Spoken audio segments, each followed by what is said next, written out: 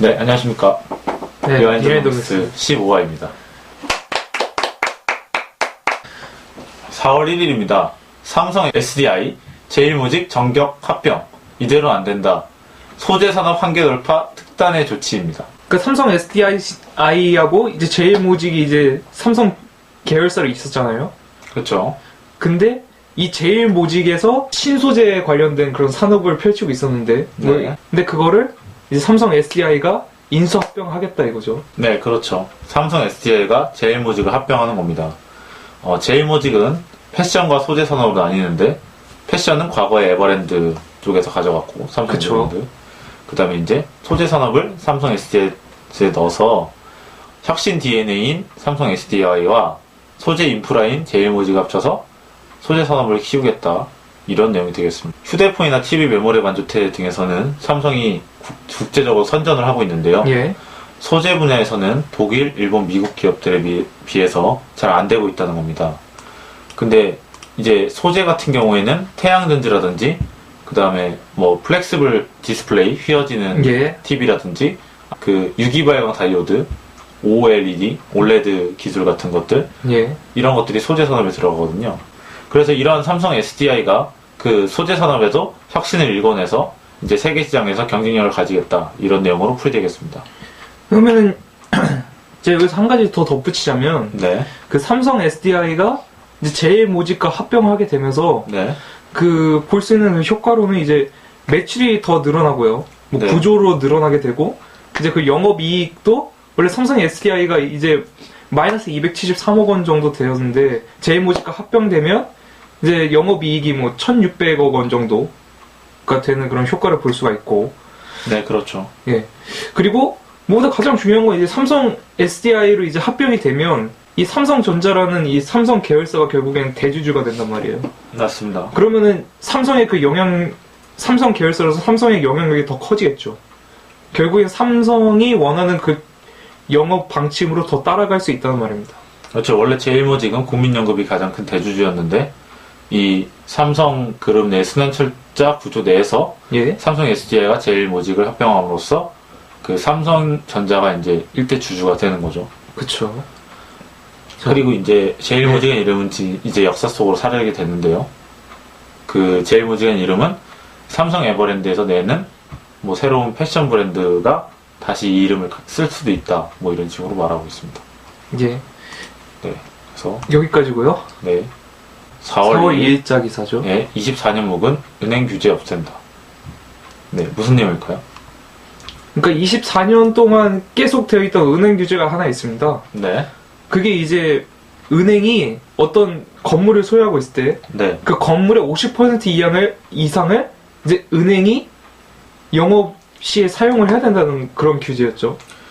그렇습니다. 이게 과거에는 부동산 경기가 상당히 거품이 껴 있었기 때문에 그 은행들이 부동산 투기를 할 수가 있다는 거죠. 90년대에만 해도. 그쵸. 그렇기 때문에 그 이런 규제가 있었는데 따라서 이제 5층짜리에서 2층은 영업 좀 쓰고 2층은 임대를 내줘도 1층은 창고 같은 걸로 이제 놀려야 됐다는 거죠. 50% 이상을 영업점으로 써야 되니까. 그쵸. 근데 이 규제를 이제 그러니까 두 가지 방향으로 바꾸겠다는 거죠. 하나는 이 규제 자체를 아예 없애는 거랑 이제 나머지 하나는 이 의무 사용 면적을 50%에서 20%로 낮추겠다는 거죠.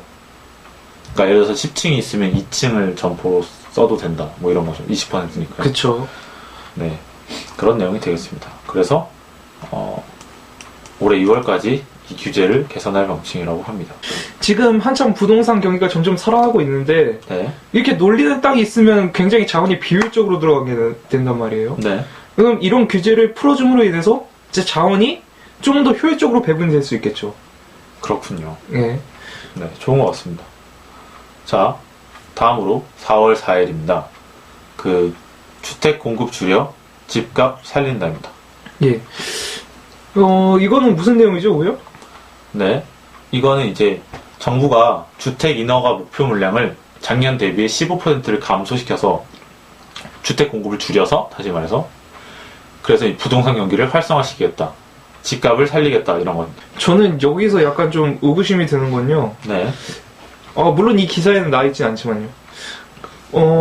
주택 지금이 점차 활성화를 보이고 있단 말이에요, 주택 시장이. 네. 이제 뭐 분양도 점점 많이 되고 있고. 네.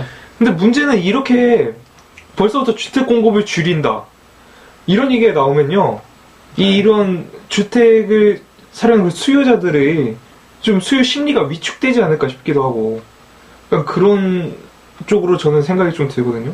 아, 그런가요? 예. 저는 오히려 반대로 예. 이 집값을 살려서 이제 부동산 경기가 잘 된다는 그런 호신호를 계속 보내는 거죠. 그래서 잘 될 거라고. 오히려 심리도 더 좋은 방향으로 될 거라고 생각합니다. 그러니까 뭐냐면요, 지금 공급을 줄이게 되면 네. 주택 가격이 오르게 되잖아요. 네.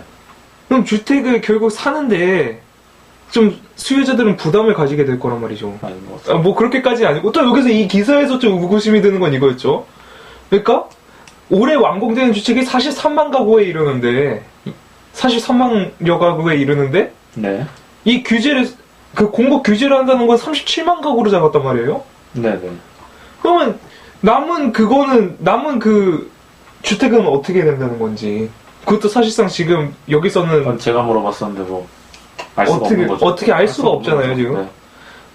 아무튼 그래서 이제 네. 그거 국토부는 이와 함께 이제 공공임대주택을 그 작년보다 12% 이상 올리고요. 예. 그 다음에 저소득층의 월세 부담을 낮춰주기 위해서 이제 바우처를 지급한다는 거죠. 바우처 지급 대상을 이제 20만 정도 늘린다는 거죠. 네? 그러니까 정부가 이제 특정 수혜자에게 뭐 교육, 그 다음에 주택, 의료, 따위의 이제 복지 서비스 구매에 대해서 이제 직접적으로 정부에서 보조를 해준다는, 보조금을 지원해준다는 그런 전표죠. 그렇죠. 보조금을 지원해주는 소리겠죠. 예. 자, 4월 5일입니다. 자, 녹지지역 공장 규제 푼다. 국토부 규제 절반 이하로 줄여. 라는 기사입니다. 예. 자, 식목일에 이런 기사를 내놓다니. 네, 말씀해 주시죠. 정말 이거는 아이러니하죠, 사실. 그럴 수도 있겠죠. 아니, 나무를 심어야 되는 날에 지금 식목일이었나요? 녹지 지역을 없앤다고요? 아, 일단 이건 뭐 사담이었고요. 네, 들어갈 겁니다. 아니, 드러낼 건 알고 있어요. 아, 네. 너무 드러내지 마요. 네. 예. 그러니까 국토부가 네. 이제 건폐율이라 그러죠? 네. 이 건폐율이 무엇이냐?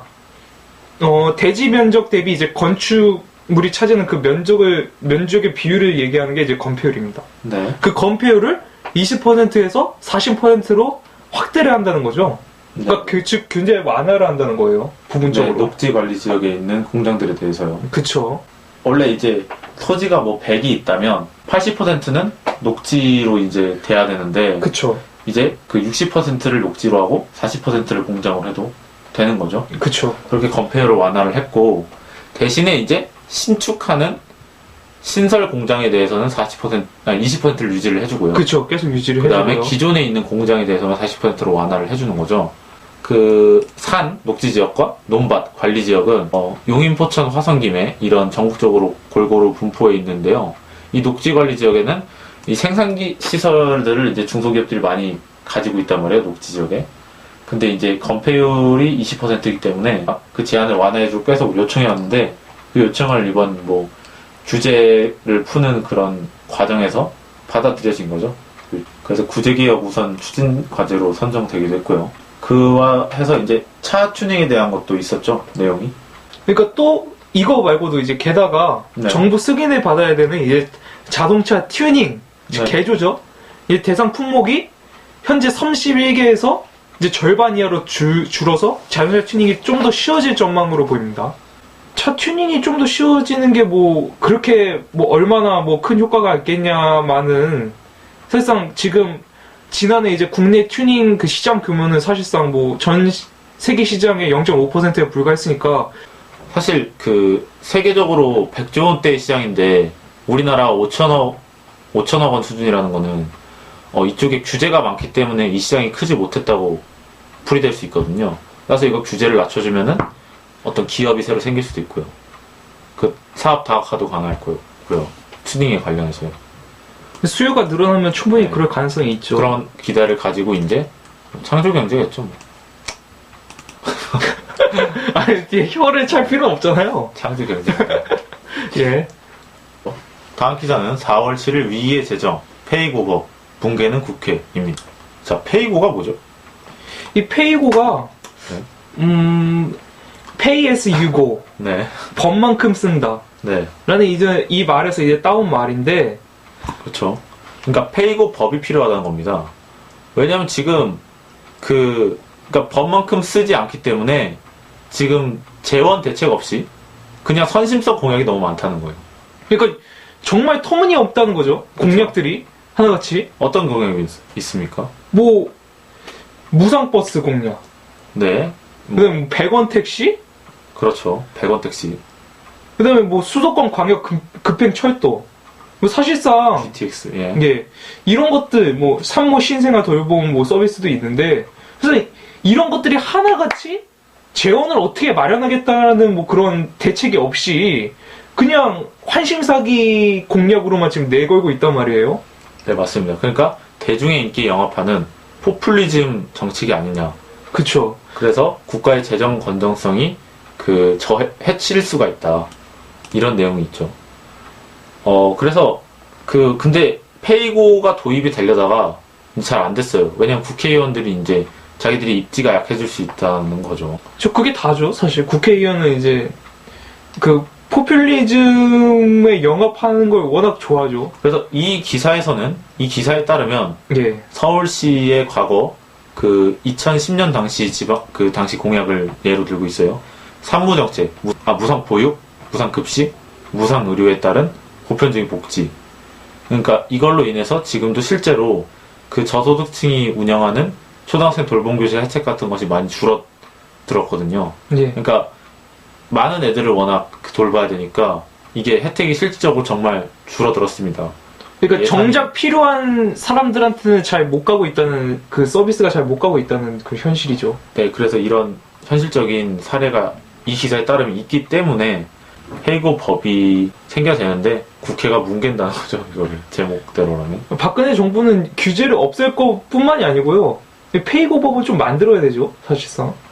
그렇죠. 하지만 입법은 국회의원이 하는 건데 그 법 자체가 국회의원의 입지를 줄이는 거라면 이 법은 결의가 잘 안 될 가능성이 있죠. 그쵸. 잘 안 될 가능성이 있죠. 네, 잘 안 됐습니다. 그리고 진짜. 실제로 안 됐고요. 네. 하지만 이거는 안 됐다는 얘기로. 안 됐지만 좀 더 노력을 해야 됩니다. 박근혜 대통령이 진짜 박근혜 대통령을 왜 맨날 걸고 넘어지지? 진짜 걸고 넘어질 수밖에 없어. 아니 뭐 규제가 악이다 뭐 이런 걸로 해치하는 데만 하지 말고 잘 모르겠지만 저는 필요한 이런 규제는 필요합니다. 근데 뭐 꼭 박근혜 대통령을 거론할 건 없죠. 꼭 거론할 거 없지만 그러니까 정치란 건 국회의원들이 하는 거거든요. 국회의원들이 하지만 대통령이 수장으로 있잖아요, 사실. 뽑아준 사람들 피드백 해줘야죠. 자기를 밀어준 여당과 그 기대를 지금 충족시키기도 바쁩니다. 박근혜 대통령. 예. 진짜 이게 말도 안 되는 예입니까? 공약들이 너무 많아요. 외로워하면 박근혜 대통령. 100권 택시, 무상버스. 진짜 이거 토 나오지 않습니까? 아무튼. 소름 끼치는 거예요. 네. 시스템의 노예죠. 그쵸. 그래요. 뭐가 있겠습니까? 이렇게 저희끼리 한탄해서 뭐합니까? 네, 아무튼. 이상이고요. 네. 리아이드노미스 15화 마치도록 하겠습니다. 감사합니다.